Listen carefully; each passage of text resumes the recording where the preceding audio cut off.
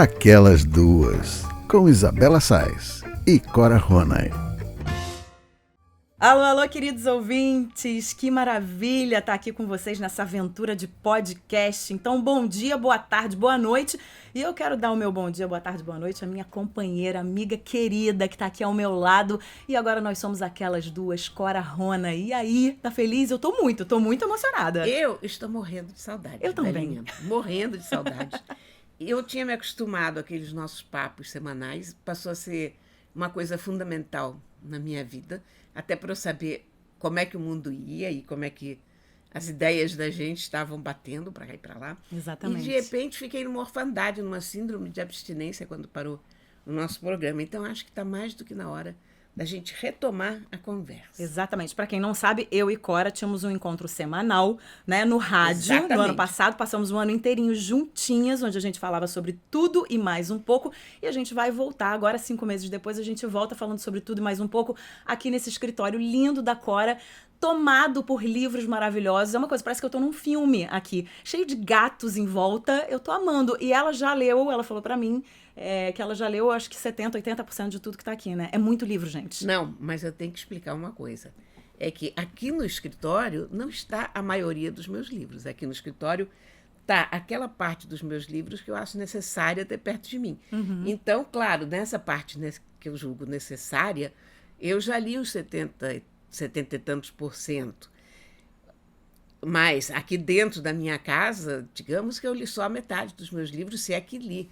Não, ninguém consegue ter tanto livro em casa que, sabe, tenha lido tudo. A menos que você tenha meia dúzia de livros, né? Mas não sei. Mas na minha casa, quer dizer, como cresci cercada de livros, sempre foi uma impossibilidade real ler todos os livros da casa. Mas Então, eu acho que isso vai ser uma delícia. Mas fica parecendo que eu estou me vangloriando que li 70%, mas não, é que é 70% de uma parcela realmente, não vou dizer pequena, mas não da parcela maior. Pronto. Tudo bem. Então a gente vai começar esse nosso programa de hoje aqui no Aquelas Duas. Você vai ter um encontro semanal com a gente. A gente vai falar sobre séries de TV, cinema, meio ambiente, governo, confusões. Que mais, Cora? Fala aí. A gente vai falar sobre tudo. Peixes, gatos, as coisas verdadeiramente cachorros, importantes da vida. Exatamente. Relações.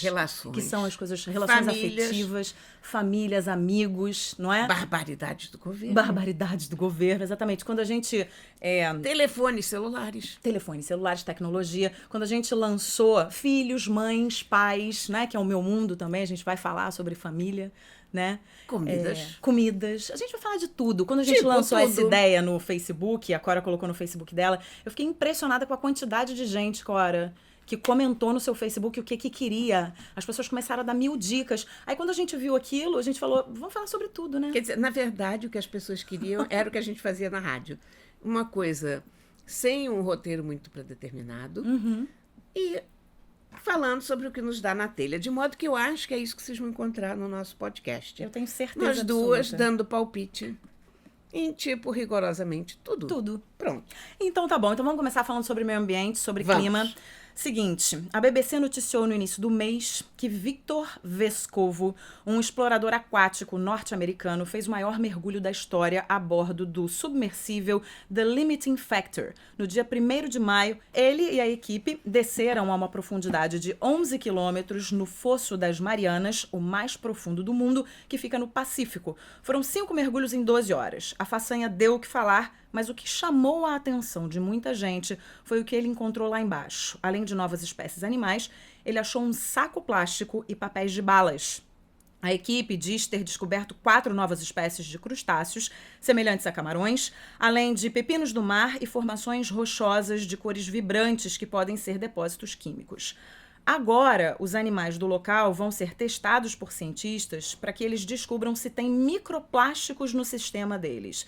Isso porque esse é um problema cada vez mais comum para as espécies dos oceanos em todo o mundo. Cora, eu tenho a sensação de que, por mais que as pessoas ouçam, né, os ambientalistas falando que, de fato, a gente precisa estar muito atento, e não é de hoje, é de muito tempo, ao meio ambiente, né, ao que a gente faz com a natureza, eu tenho a sensação de que as pessoas ainda acham que está longe delas e que isso não vai atingir a vida delas.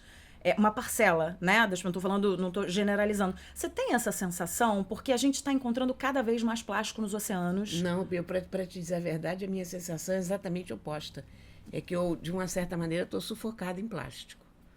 Eu já tenho essa noção há vários anos, mas muitos mesmo, não é de agora, porque eu acho que talvez eu tenha tido de forma mais aguda essa sensação quando eu estive no Nepal, indo de Katmandu para Lhasa, no Tibete. Porque o Nepal virou um lixão. O Nepal é a parte da viagem que a gente faz pelo Nepal, que é aquela cordilheira deslumbrante e uma das paisagens mais lindas do mundo, é tudo cheio de garrafa PET, de saco plástico nas encostas. É horrível, horrível.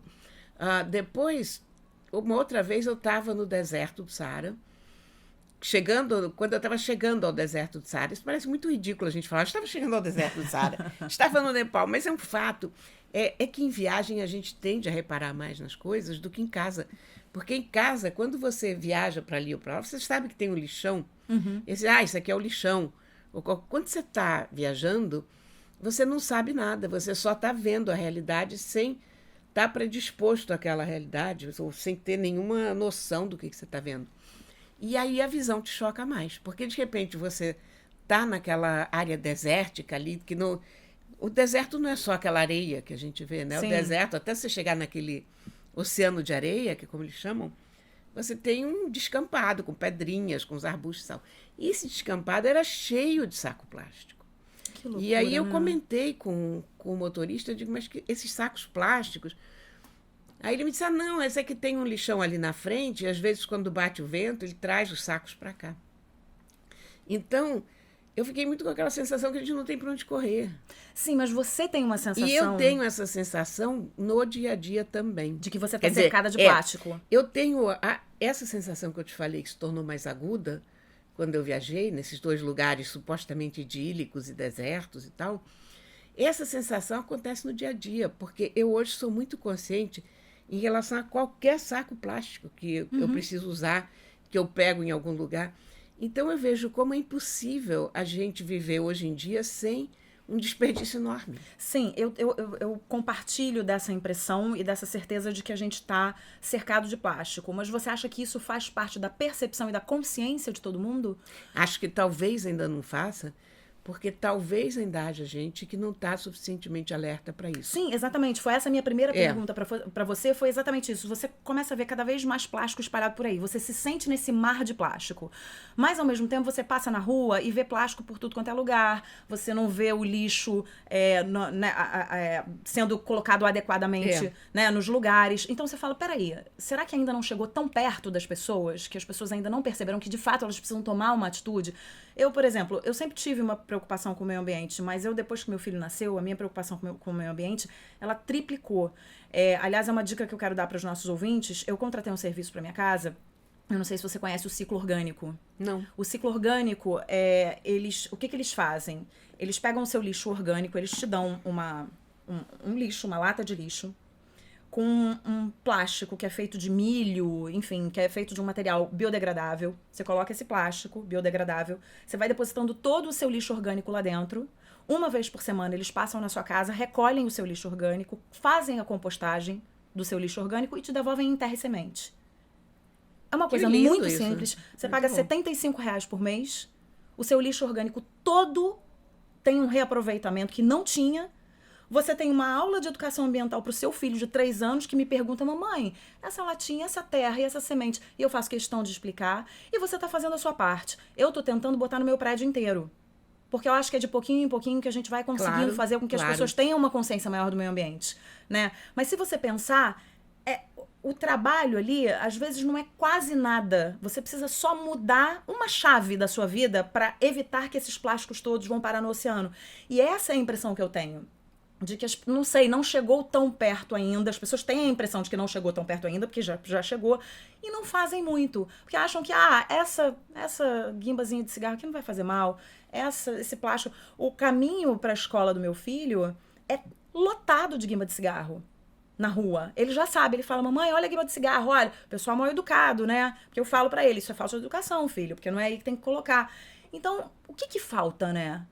E eu acho que falta aí. Faltam campanhas, falta educação. Falta um governo que se preocupe com o meio ambiente. Exatamente. Falta um ministro que não cancele, um presidente que não cancele evento e depois volta atrás. E no nível mais imediato, um prefeito que esteja atento a isso e um governador. É claro. Que saibam que existe um problema ambiental, porque esses dois que nós temos no Rio não sabem de nada. Nada. Niente, né? Zip. Exatamente. É impressionante. Exatamente. Mas você acha, o que você acha, por exemplo, a gente sabe que a gente tem um governo hoje que não está muito atento e preocupado com o meio ambiente. Qual o caminho que você acha que esse governo, em relação ao meio ambiente, vai tomar? Porque a gente teve aí um evento que foi cancelado umas semanas atrás, depois voltaram atrás, porque o evento ia ser muito caro, então cancela, não cancela. O que você acha? Há cada vez mais agrotóxicos sendo liberados? Eu acho que o governo é amplamente responsável pelas direções que um país toma em relação ao meio ambiente, questão da floresta amazônica, questão de poluentes, questão de liberação de agrotóxicos. Porém, eu acho que a sociedade não pode abrir mão do seu papel. Eu acho que como a gente tem governos absolutamente ineficientes, eu acho que estaria mais do que na hora de nós, como sociedade, começarmos a nos tornar mais ativos em relação a isso. Por exemplo, você tem um supermercado que trabalha com sacolas de plástico, outro com sacolas de papel. Você passa a dar preferência ao que usa papel. Os donos dos supermercados deviam se conscientizar disso também. Oferecer mais opções para a gente que não incluíssem tanto plástico nas embalagens. Eu fico vendo no Zona Sul, às vezes, a pessoa pega uma fruta, sei lá, ou uma cebola, ou qualquer coisa. E olha aqui, Toró, estamos temos colaboração com o próprio Toró. Estamos recebendo a notícia, a visita do Toró, enquanto a gente fala sobre o meio ambiente. Pronto. E a situação, vou descrever para vocês, está aqui na mesa, temos um microfone, temos 2 copos de água, temos uma bagunça geral em cima da mesa e um quadrúpede que veio nos visitar. Exatamente. Pronto. Mas voltando às sacolas do Zona Sul. Voltando às sacolas do Zona Sul, a pessoa pega uma cebola e põe dentro de um saco plástico, que depois vai para dentro do outro saco plástico. Gente, por que você tem que botar a porcaria da cebola num saco plástico separado, sabe? Por que você tem que botar o abacaxi dentro do saco plástico? Que você bote, sei lá, 5 tomates, eu entendo que você não quer amassar os tomates, não quer esbarrar com o resto. Sim. Você está separando aquelas unidades de uma certa coisa. Mas eu acho que até nisso a gente deveria ter alternativas, sabe? Com certeza. A mim perturba muito isso. A mim também, cada vez mais. Acho que quando a gente também tem filho, né? E tem filho pequeno e tá vendo para onde o mundo tá indo, aí a nossa preocupação vai dobrando e dobrando e dobrando. E realmente, eu acho que é nas pequenas, né? É nas pequenas coisas que a gente vai... Essas coisas a gente tem que começar a mudar isso, sabe? A gente tem que começar a fazer uma certa campanha junto às pessoas que a gente conhece. A gente tem que ensinar as crianças sempre. A gente tem que andar com ecobag, não é frescura. Eu ando sempre com ecobag dentro da bolsa, porque eu prefiro trazer uma ecobag com os meus cacarecos para casa do que 50 mil sacolinhas do Zona Sul, que vão ser mais um plástico que eu não vou saber o que fazer. A gente tem que recusar os canudos de plástico, né? Sempre, que já estão proibidos no Rio de Janeiro. Mas de vez em quando eles aparecem. Mas a quantidade de coisa que tem em embalagem plástica, o que é inevitável, né? Impressionante. Iogurte, por exemplo, eu compro iogurte. Como é que você vai fugir daquilo? Antigamente era vidro. O vidro é muito mais saudável. Muito se você mais. tiver vidro, por que a gente não faz potinhos de vidro que você devolve? Antigamente porque plástico é muito barato. Mas antigamente você tinha os cascos, né? Você tinha cerveja, você devolvia o casco na loja. Tinha o casco do leite, eu me lembro disso, eu era criança, funcionava. Os copos descartáveis, a gente tem que estar atento também, que você vai lá, toma, joga fora, toma outro, joga fora, toma outro, joga fora. Tem até o copo da nossa querida Fernanda Cortez, né, do Menos um Lixo, que é lindo e que você pode pedir pela internet, assim como o ciclo orgânico, que você também contrata pela internet. São coisas, enfim, fáceis de se fazer, que não tem um custo muito alto e que a gente está fazendo um favor para a natureza. Só para fechar, queria indicar uma série sobre meio ambiente, que eu tô vendo com meu filho também, que chama Nosso Planeta, uma série linda do Netflix, linda, tem os mundos congelados, as florestas tropicais, um capítulo sobre, um episódio sobre água doce, outro sobre oceanos, enfim, é muito bem feito, linda série. Você já viu algum capítulo? É a série do David Attenborough. Exatamente, narrada por ele, que é uma coisa incrível. Eu acho que essa série... Ele fez uma série anterior do Planeta, lembra? Para a BBC. Essa série mostra o perigo que a gente está correndo.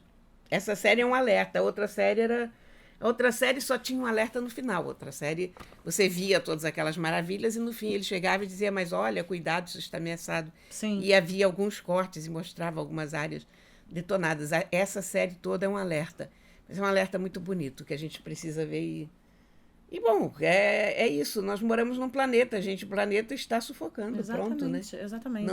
Não há outra forma de dizer isso. É a vida de todos nós. Por falar em série, eu sei que você está com o coração palpitante por conta de Game of Thrones. E você tá louca pra falar de Game of Thrones. A gente, quando tava, para os nossos ouvintes aqui saberem, quando a gente estava fazendo a nossa reunião de pauta, a gente... vamos falar sobre que série e tal, vamos falar de Game of Thrones. Eu falei de uma outra série que eu vou falar daqui a pouco. E a Cora falou de uma característica de Game of Thrones que é muito legal, que é muito interessante e que faz a gente sentir saudade de algumas coisas que a gente fazia lá atrás. Exatamente. Né? Conta o que é. Olha, eu acho que há muito tempo não havia uma história que todo mundo no mundo inteiro parasse para ouvir no mesmo horário. A experiência coletiva de você viver a mesma emoção intensamente em todos os cantos. Ultimamente, a gente tem vivido séries da Netflix, que descem todas ao mesmo tempo. Uhum. Então, não cria essa coisa coletiva que Game of Thrones criou, a experiência coletiva, a curtição coletiva. De todo mundo assistir junto, de todo mundo ver junto, né? De fazer festinha para assistir junto, de correr para o computador para conversar. Eu, por exemplo, cada vez que acabava um dos capítulos, eu corria para o Facebook e escrevia as minhas opiniões assim no calor da hora. E as pessoas comentavam o que eu tinha escrito e davam a opinião delas. E ficou uma coisa muito dinâmica. Quer dizer, Game of Thrones foi mais do que uma série, foi uma experiência de storytelling, digamos, de contação de história fenomenal. Sim, é engraçado que eu me lembro... Isso me faz lembrar muito as novelas, né? As novelas de antigamente. As novelas de antigamente, porque a gente parava para ver o último capítulo, né? Hoje em dia eu tô um pouco afastada do universo das novelas. Eu não sei se isso acontece ainda, porque realmente eu não vejo mais novela. Mas antigamente eu era noveleira. E a última novela que eu me lembro que eu assisti foi aquela Avenida Brasil, da João Emanuel Carneiro. Exatamente. Que tinha a Carminha, aquela personagem exatamente. Que, né, enfim, botou a Adriana Esteves no pedestal muito merecidamente. E eu me lembro que eu me reuni com um grupo de amigos para assistir o último capítulo. O último capítulo não, acho que era um capítulo que ia revelar, porque tinha uma coisa da personagem da Débora Falabella, se ela era a Nina ou a Rita era a Nina era a Rita. Era um suspense, era uma coisa que os amigos resolveram se reunir para assistir. E, de fato, isso tá ficando raro, porque hoje você tem as séries que estão... a terceira temporada está toda disponível. Pois né? é. Aí você tem mais spoiler também, né? Sem querer, você tá lendo um negócio, opa, já descobriu.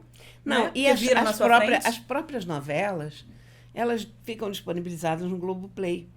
Então a pessoa assiste a hora que bem entende. Exatamente, é diferente, né? Eu acho que as novelas hoje, como história coletiva, elas devem funcionar mais no interior onde não há internet. Nos lugares onde chega a TV aberta, mas não chega a internet ainda e não há TV a cabo. É verdade, porque você bem lembrou, né, que tem o Globoplay. Eu não sei se isso acontece atualmente. Claro que não acontece. Não. Acontecia lá atrás, Acontecia né? lá Rock Santeiro, Vale Tudo, aquelas novelas. E talvez continue acontecendo nos lugares onde não chega a internet. Porque a TV aberta ainda atinge mais lugares do que a internet, do que TV a cabo e tal.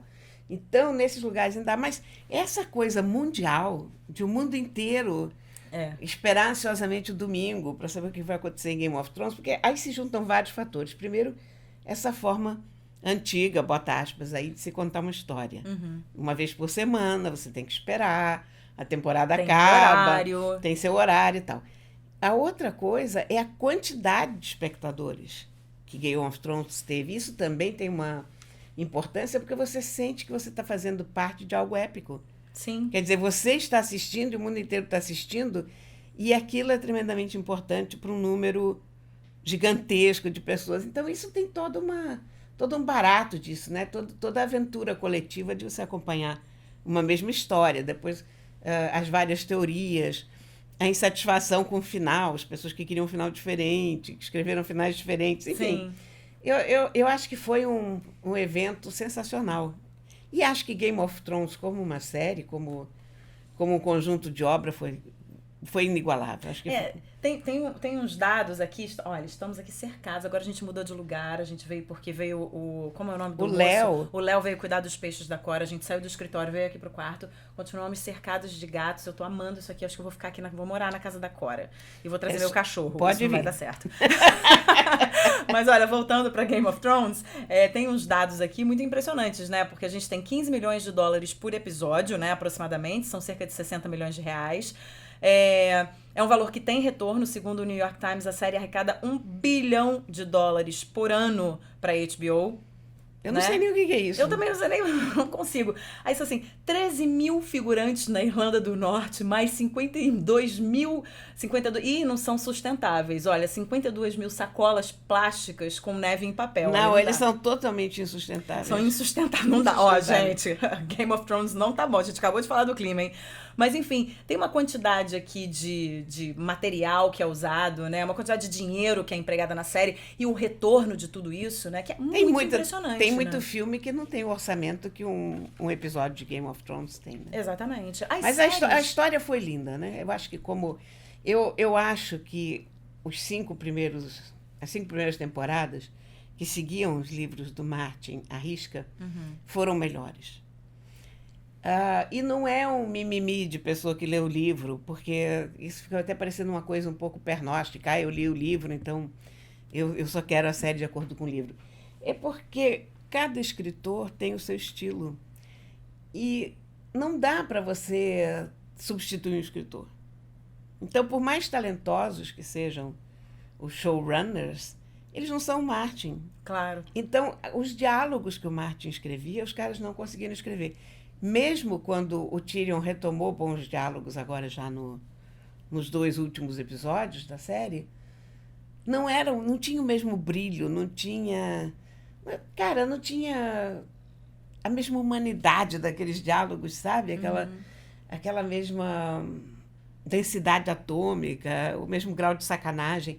Nada disso. Quer dizer, os diálogos já eram muito bons diálogos em alguns casos, mas nada que chamasse atenção como aqueles primeiros diálogos do Tyrion chamavam. Mas, de maneira geral, você curtiu. Eu vi o seu post no Facebook dizendo que você estava super satisfeita com o final da série. O último episódio, eu acho que redimiu a série de um problema sério, de um pecado original muito sério nas 2 últimas temporadas, que foi contar a história de uma forma muito corrida. Os primeiros episódios de Game of Thrones, eles tinham todo o tempo do mundo. Você acompanhava a pessoa, você tinha todo o tempo para escolher, para tomar decisões. Agora as pessoas não tomam mais decisão nenhuma, elas vamos que vamos. Uhum. Então falta uma profundidade aos personagens, falta emoção. Virou uma coisa de ação sem emoção. A forma de contar a história mudou. E eu acho que ficou mais raso. E eu acho que ficou mais previsível também. Virou uma coisa de batalhas acima de tudo. Eu não sei. Eu achei as 2 últimas temporadas insatisfatórias, mas eu acho que dentro, o final foi muito bom. Dentro do que eles podiam fazer em relação àquilo, eles fizeram um final muito bom. Eu preciso contar um segredo para os nossos ouvintes. Eu não vi Game of Thrones. Você não viu Game of Thrones? Eu vi o primeiro episódio, não conta pra ninguém, Cora. Eu vi o primeiro episódio e falei, não é pra mim. Não viu Game of Thrones? Não, Corinha, não é o tipo de série que me pega. Oh, meu Deus, é a minha série favorita de todos os tempos. Não consegui. Tá vendo? Estou me sentindo órfã. Mas... Pois é, mas eu vi o primeiro episódio 2 vezes. Eu falei, eu vou ver a primeira vez. Falei, ok, vamos pro segundo. Não consegui ir pro segundo, passou um tempo, falei, eu vou tentar de novo. Aí, não tem essa coisa que você fica tentando? Tem, eu com Breaking Bad, por exemplo. Pois é. Ai, é uma das minhas séries favoritas. Olha, gente, nós nos damos muito bem, somos amigas, mas a gente não tem o mesmo gosto pra séries de TV. Totalmente oposto. Breaking Bad é uma das minhas séries favoritas, eu não conseguia passar um dia sem ver um episódio. Mas, enfim, eu reconheço o valor, eu sei da história, porque meu marido é apaixonado por Game of Thrones, Paulão é super fiel ali no Game of Thrones, mas eu realmente não assisti.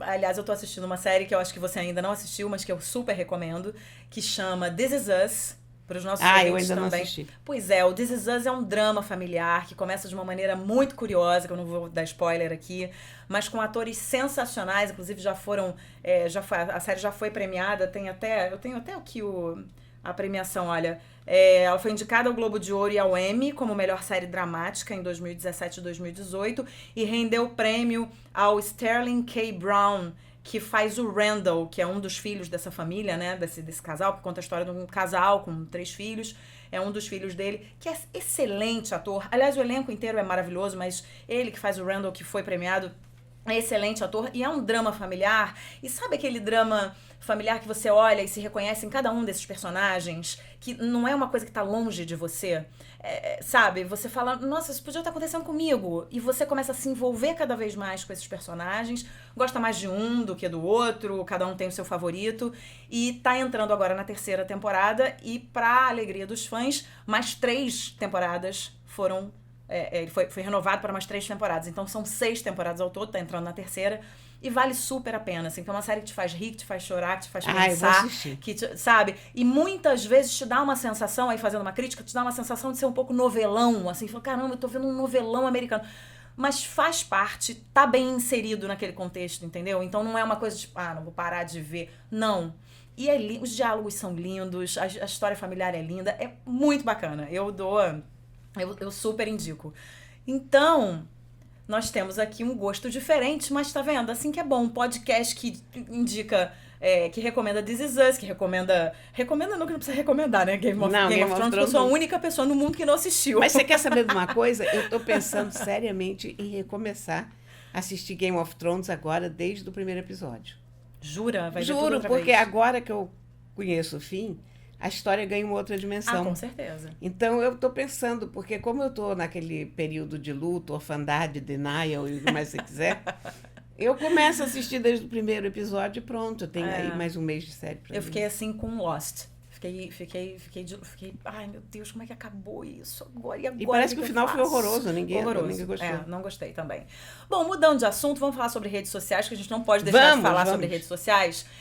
Deixa eu te contar aqui uma coisa. Uma pesquisa do site Booking.com reforçou uma ideia que muita gente já defende. A de que as redes sociais estão longe de mostrar a realidade. Grande novidade, né? Pois é. Eles fizeram um levantamento com 21.500 viajantes de 29 países e descobriram que 14% dos brasileiros postam fotos de acomodações fingindo que estiveram lá quando, na verdade, se hospedaram em outro hotel. Aí eu vou fazer um parênteses. Talvez eu não acreditasse nessa afirmação se eu estivesse lendo ela 2 semanas atrás. Mas, pouquíssimo tempo atrás, eu estava conversando com uma amiga minha e ela me disse que a irmã dela posta foto de hotel, dizendo que está no hotel e não está no hotel. Ela está no quarto dela e ela diz que ela está em sei lá onde, num hotel maravilhoso. Eu falei, gente, mas isso existe de verdade? E aí existe de verdade. Ou seja, essas pessoas fingem estar num local mais estiloso, mais claro, mais caro, com uma vista melhor, enfim. 18% dos entrevistados brasileiros também admitiram que já postaram uma foto da viagem anterior como se fosse atual. As pessoas perdem tempo com isso, Cora. 10% Isso é muito chocante, fingiram uma viagem nas redes sociais quando, na verdade, estavam em casa, que é o que eu acabei de falar que aconteceu com a irmã de uma amiga minha. Qual é a graça de viajar no Instagram, Cora Ronay? Conta pra mim por que as pessoas fazem isso, gente. Porque as pessoas, coitadas, são pessoas, são seres humanos. E seres humanos são muito não são falhos. Gatos lindos, não como são esses gatos em volta da gente. Os gatos não precisam sair de casa. Aliás, os gatos não querem sair de casa. Os gatos odeiam sair de casa.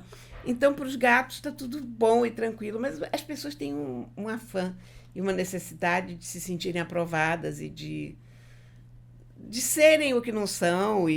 Não, você vê a coisa... Os novos programas de selfie, digo novos não, mas isso já é um trend há anos, eles mudam tudo automaticamente. Você faz uma selfie, ele tira as rugas, ele afina o teu rosto, ele clareia os teus dentes, aumenta os teus olhos. No fim, não é você. Pois é. No fim, não é você. E nós já estamos nos acostumando inteiramente com essa realidade alternativa, porque quando a gente faz uma selfie, a gente sabe que a gente não está tão bem assim na fita quanto saiu naquela foto. Mas será que a nossa realidade, a realidade das pessoas está tão ruim que é preciso inventar uma nova realidade? É por aí? Não. Eu acho que todo mundo, no fundo, quer contar uma história. O ser humano é um animal que conta histórias. E uma forma de você contar uma história é você fantasiar a teu respeito também. Eu acho que isso é normal. Porque antigamente a gente fantasiava dentro de casa. Né? Você chegava em frente ao armário, vestia um vestido, não sei das coisas. As crianças não chegam, vestem a roupa da mãe, passam batom. Sim. E tal. Eu vejo um reflexo. Eu não sou psicóloga, mas eu imagino que vai um pouco por aí, sabe? Das pessoas quererem uma vida alternativa, de criarem alter egos para si mesmas, de se verem magras e perfeitas. Sei lá. Por outro lado, você não vê também que está ganhando espaço o influenciador digital, né, que é como chamam, que está apostando mais na realidade do que na ficção? Porque hoje, por exemplo, eu sigo muitas pessoas que falam sobre maternidade e tal, porque eu tenho filho pequeno, e muita gente mostrando a maternidade real, se mostrando de olheira e não querendo lá fazer a maquiagem e botar o quarto de hotel que na verdade você não está. Você não acha que tem um movimento também contrário? Tem, porque uma coisa é você querer contar uma história, outra coisa é os outros estarem dispostos a ouvir. Exatamente. Então, quando você começa a ver vidas supostamente perfeitas, cinturas minúsculas, bundas enormes, coisas que não têm nada a ver com a realidade, chega um momento que você se cansa daquilo. E a gente começa a sentir uma falta de identificação com o que quer que seja.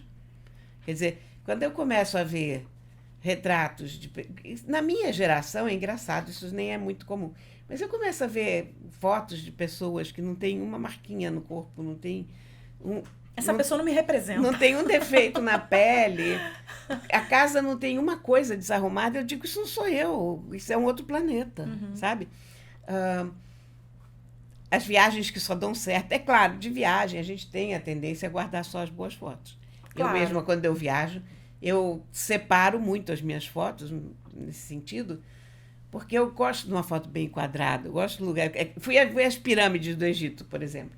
As pirâmides do Egito são o maior exemplo da mentira do Instagram ao longo dos anos, mesmo antes de haver Instagram. Porque as pirâmides do Egito hoje, elas estão exatamente dentro da cidade. Se você chega pelas pirâmides de um lado, você está chegando via um suburbão. Uma cidade nada graciosa, cheia de prédios de concreto, porque eles não terminam os prédios no Egito. Enfim, então aquela coisa horrorosa, feia, de repente, tchan, pirâmides. Olha, você não quer fotografar? Agora vem a Flor aqui nos perturbar. A pessoa deve ter ouvido o miado dela. Ô, Flor. Você miou, não foi? Ô, Flor, você deixa a gente trabalhar aqui, que isso aqui vai cair no chão. Vai quebrar. Mas quando você chega, você vê as pirâmides... Desculpa, gente. É assim mesmo. Isso aqui é um podcast com gatos. Isso, então é um podcast caseiro. Vocês verão certas variações de volume. Mas, enfim, tem um ângulo que você fotografa aquelas pirâmides em que você só vê areia. E todo mundo vai para aquele ângulo fotografar. Que foi o ângulo para o qual eu fui, porque as pirâmides dos meus sonhos não são aquelas pirâmides com aquele suburbão atrás. A minha pirâmide é no meio do deserto. Sim, sim. Então, a gente vem prorrogando essa mentira e conectando essa lenda há 500 anos, porque todos os postais das pirâmides do Egito estão com as pirâmides lá no deserto e tal. As pirâmides já deixaram de estar no exército há 100 anos. Sim, mas uma coisa é você escolher o enquadramento, mas você está no Egito. Outra coisa é você dizer, nossa, estou aqui no quarto de hotel no Egito e você está aqui na Lagoa Rodrigo de Freitas. Não, entendeu? mas aí, coitada. Você está aqui em Ipanema. Não... Mas essa pessoa está querendo criar uma ficção, evidente. Pois né? Mas eu acho que tem uma questão de escape. Tem, claro. Essa questão de você dizer que você está num lugar onde você não está, não é você dizer, chega um pouquinho mais pra cá porque tá bonito. Aqui, ó, vou enquadrar os dois irmãos, fica ali, o sol tá assim e tal. Aí você tá fazendo um enquadramento, tá querendo a melhor recordação. Agora, você dizer que você está num lugar onde você não está, que você está com alguém que você não está, que você tá... Aí você tá inventando uma mentira pra sua vida, porque alguma coisa não deve estar boa na sua vida e você precisa de um escape e você precisa... Você sabe que eu acho que o problema da mentira, acima de qualquer outra coisa, é que dá muito trabalho. Muito trabalho. Eu não entendo, sabe? Eu não posso fazer isso, que eu esqueço a mentira que exatamente, eu contei, vou contar outra completamente diferente. Porque são mentiras inócuas, né? A gente não está falando aqui de uma mentira que vai complicar alguém ou que está encobrindo um fato vergonhoso, não. A gente está falando da pessoa que está dizendo que foi para Londres, quando não foi para Miami, sem sair de casa e tal.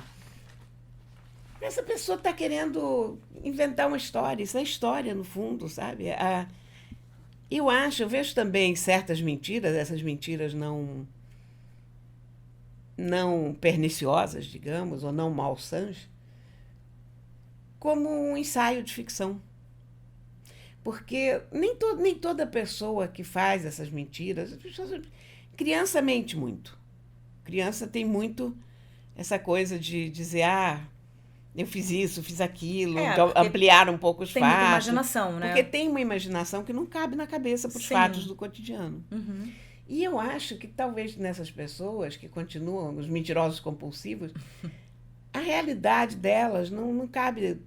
Quer dizer, a cabeça delas vai mais longe do que a realidade. Sabe? Exatamente. Então é necessário inventar. Você vê esse caso dessa cientista, a Joana d'Arc, Félix.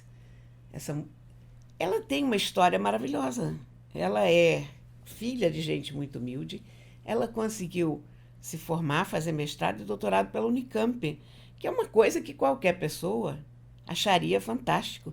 E ela dá aulas para meninos que também vêm da pobreza como ela, estimula esses jovens, e, no entanto, ela sentiu essa necessidade de dizer que estudou em Harvard. De dizer que estudou em Harvard, que entrou para a universidade com 14 anos em vez de 19. Uhum. Não são mentiras importantes, não querem dizer nada, porque o currículo dela é sólido. Mas é aquela necessidade de botar uns floreios onde eles... Sabe, por botar. E aí, quando você viu, você já botou. Quando você viu, você botou uma vez, você não prestou muita atenção, que tinha gente prestando atenção. E quando você vê, aquilo assumiu uma dimensão que não era para ter assumido. Exatamente. Sabe? A Miriam Leitão escreveu recentemente sobre isso, e ela fala pra gente não ficar tão preso ao que ela inventou, porque você também, se fica muito preso ao que ela inventou, você anula a pessoa que ela é, e você não pode anular a pessoa que ela é, porque ela tem uma importância muito grande, né? Exatamente. E eu acho que quando a gente dá muita atenção a esse tipo de mentira, que eu chamo de mentira branca, porque não é uma mentira que perturba ninguém, Uhum.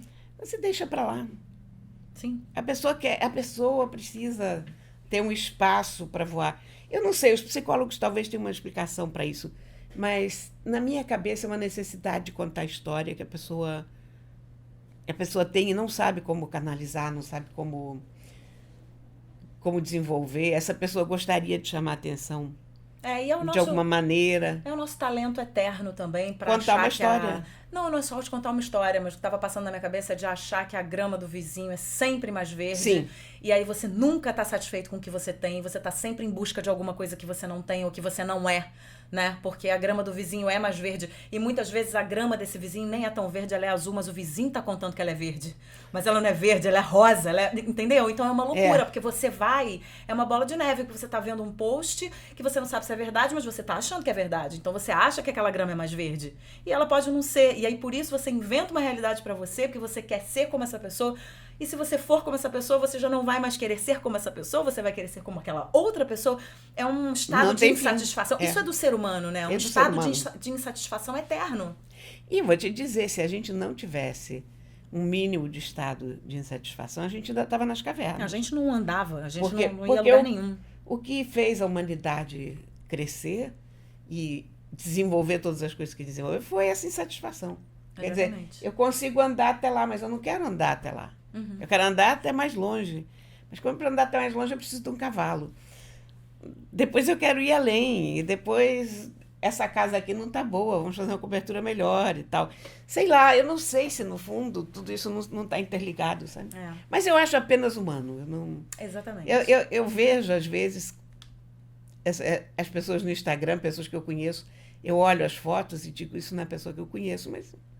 Fazer o quê, né? Mas tá bom, deixa, né? Tá bom. Whatever, somos todos humanos. E nessa onda do querer mais e mais e mais e mais, a gente vai aqui pro nosso último assunto antes das nossas dicas de livro, que tem a ver com trabalho, e essa coisa de querer mais e mais e mais. Tem uma síndrome chamada síndrome do gestor assoberbado. É um problema cada vez mais comum, porque a gente vive num mundo corporativo globalizado, onde a gestão tem sido cada vez mais valorizada, né? E O funcionário também é cada vez mais cobrado, né? O profissional cada vez mais cobrado pelos resultados das empresas, etc. O problema é que com essa cobrança vem também um excesso de trabalho, vem o estresse, que é uma das principais doenças modernas, junto com depressão, ansiedade, etc. E essa pressão, a obrigação de estar sempre disponível, de estar ligado 24 horas por dia, levam a um esgotamento que afeta cada vez mais pessoas. Por outro lado, parece que esse excesso de coisas, esse eu tenho muita coisa para fazer, mas acabo me virando e dou conta de tudo, ele passa a ser bem visto pela sociedade, né? Você acaba, não, esse cara ele trabalha de sol a sol, ele não sai do trabalho e tal, isso passa a ser bem visto. E eu acho que isso vale uma reflexão, né, Cora? Porque vale seguir por esse caminho, esse mais e mais e mais e mais. Eu tô totalmente no movimento inverso. Há anos eu quero no movimento tempo, inverso. eu quero ficar com o meu filho, eu quero poder gravar nosso podcast a hora que der pra gente gravar, entendeu? Porque Cadê a qualidade de vida dessas pessoas, né? E aí tá todo mundo desesperado, cheio de doenças, cada vez mais doenças, né? Psoríase, né? E psoríase e afins, por conta de estresse, por conta de nervosismo. Sabe qual é o problema? É que eu acho que se criou essa ideia do super trabalho durante a Revolução Industrial, que as pessoas não tinham um break. Porque mesmo os camponeses, quando você tinha uma sociedade, sobretudo agrária, eles se regiam pela luz. Então, amanheceu, você vai para o campo, quando escureceu, acabou, né? Com a Revolução Industrial, você tem a ideia de realmente escravizar as pessoas e tirar o último grau de energia delas. Então, se criou muito o mito do trabalho, a ética do trabalho, como é bom trabalhar e como precisamos todos trabalhar. Eu acho que trabalho é importantíssimo. Claro, importantíssimo. Eu acho que faz parte da vida da pessoa trabalhar. Eu acho que uma pessoa ociosa é uma tristeza. Eu adoro trabalhar. E trabalho tem a ver com identidade, é a nossa identidade fora de casa. Mas se vendeu a ideia de que o tempo livre, isso para além da sociedade industrial, já entrando no século passado, e agora com a tecnologia da informação, a ideia de que você ter tempo disponível era, de alguma certa forma, um pecado. Sim, a vagabundagem. Vagabundagem. Sim. Lembra que as pessoas eram presas por vadiagem. Você não tinha uma carteira de trabalho, você era preso no Rio de Janeiro. Olha, vê se pode isso. Então, se criou essa ideia perversa de que a pessoa parar para pensar e ficar olhando para cima, olhar para o mar, ou não fazer nada, é, de alguma forma, um pecado, um desperdício de tempo. E é difícil a gente se livrar disso como sociedade, né? Hoje já estão pensando em semanas mais curtas de trabalho, em 5, 6 horas de trabalho diário, períodos de férias maiores, mas a gente está muito atrelado a essa ideia de produtividade, de formigas, de abelhas. Nós não somos nem formigas nem abelhas. Não. Nós precisamos tempo. O verdadeiro luxo humano é o tempo. Claro, exatamente. Hoje em dia, então... No Japão, os caras dormem em pé. Eles ficam tão estressados que eles acabam em pé. Quer dizer, acabam em pé, não, eles estão em pé dentro do metrô, do trem, eu não sei o quê, e dormem em pé. Gente, eu não sei dormir em pé. Não. Eu não sei nem dormir deitado, eu já tenho uma dificuldade de dormir horrorosa.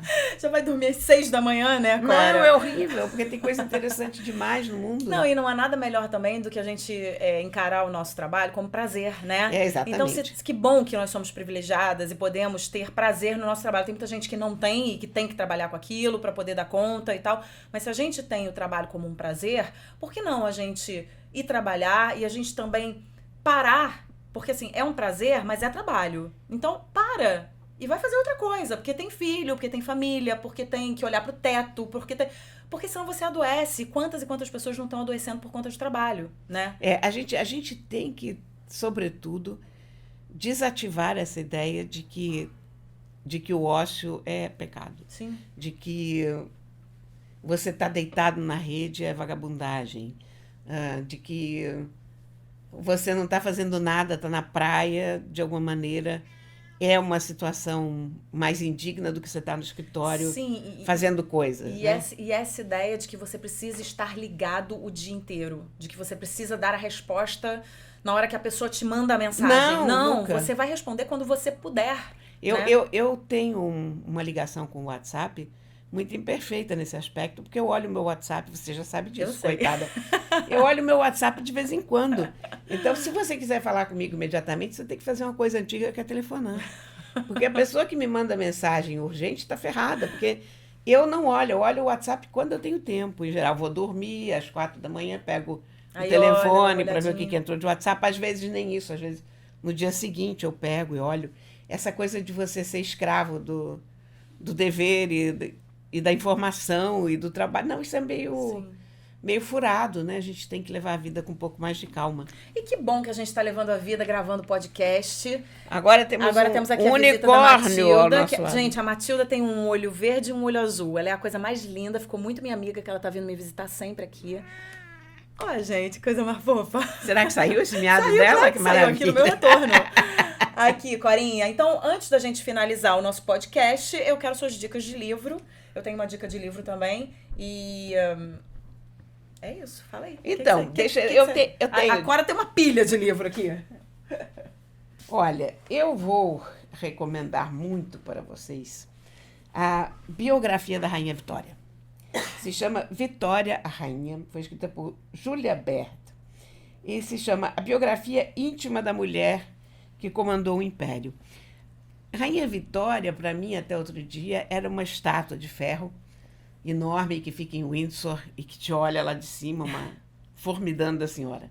E aí você começa a descobrir o ser humano por trás da rainha. Essa biografia é muito interessante, até porque ela desmistifica certos pontos em relação à Vitória, em relação à relação dela com Albert, em relação à relação dela com os outros homens da vida dela, que em geral eram funcionários dela, o cavalariço e tal. É um livro muito bom. Ele é um livro legível como um romance, mas ele tem uma quantidade de notas bibliográficas.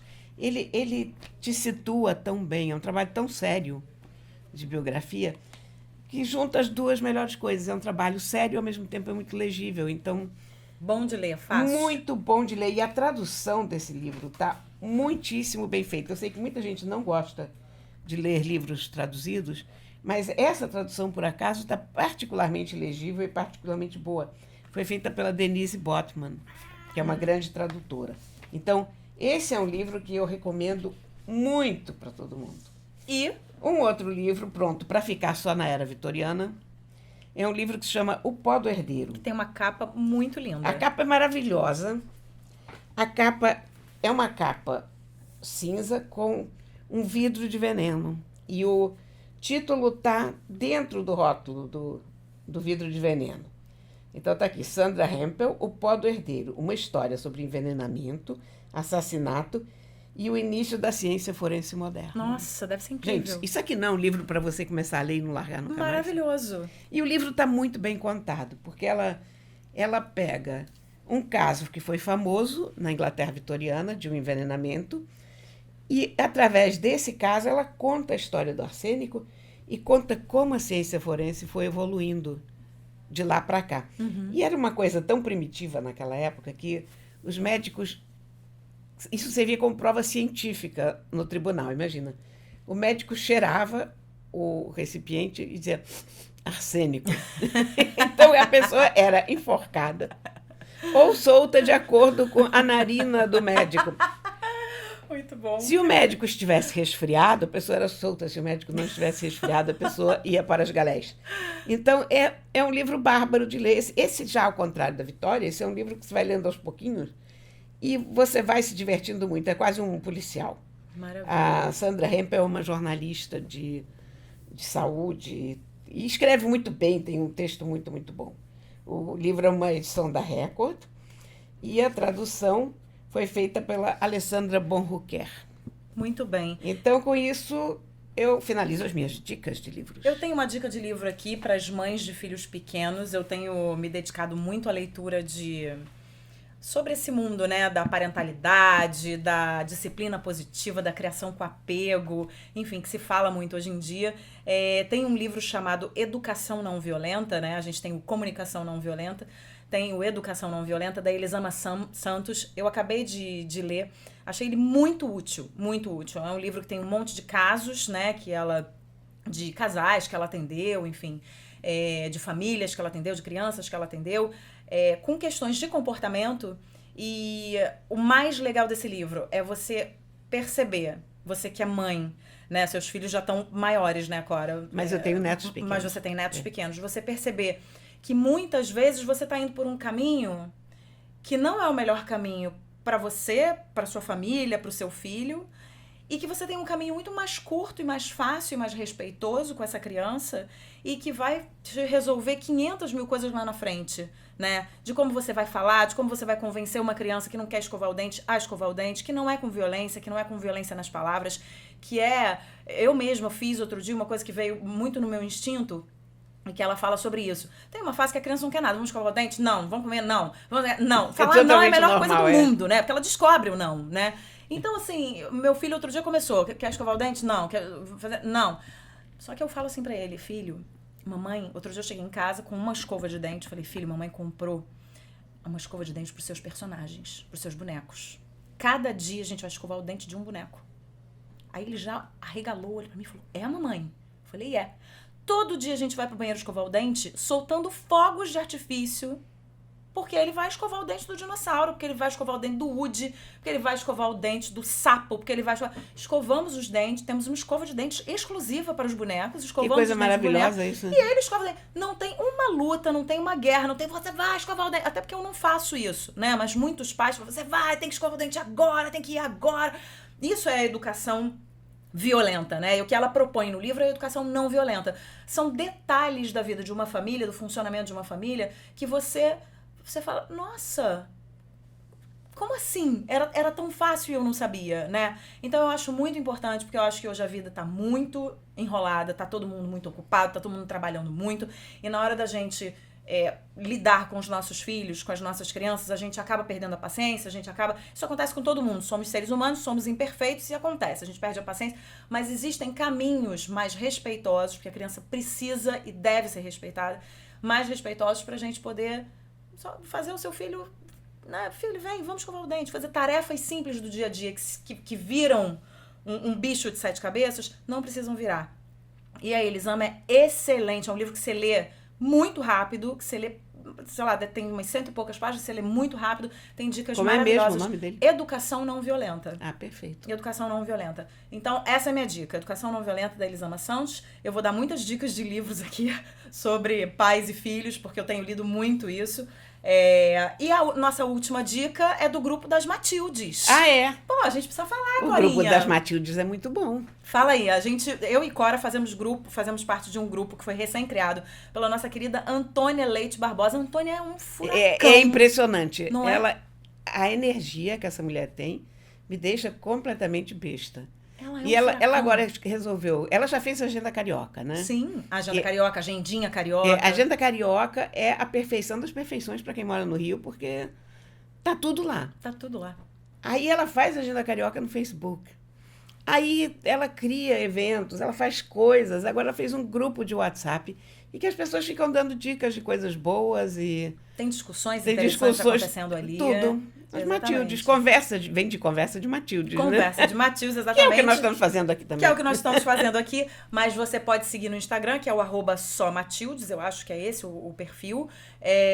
Vai ter o primeiro encontro das Matildes, a gente está gravando o podcast no dia do encontro, eu tô indo para lá daqui a pouquinho. E, enfim, o propósito é uma conversa entre mulheres que realizam, que querem realizar, que podem fazer, inclusive, projetos juntas, né? Exatamente. Ela abriu uma janela gigantesca ali na nossa frente, com muitas oportunidades, a gente tem que agradecer a Antônia. E com muitas mulheres que a gente não conhece. E que a gente não conhece, que vai passar a conhecer em determinado momento, né?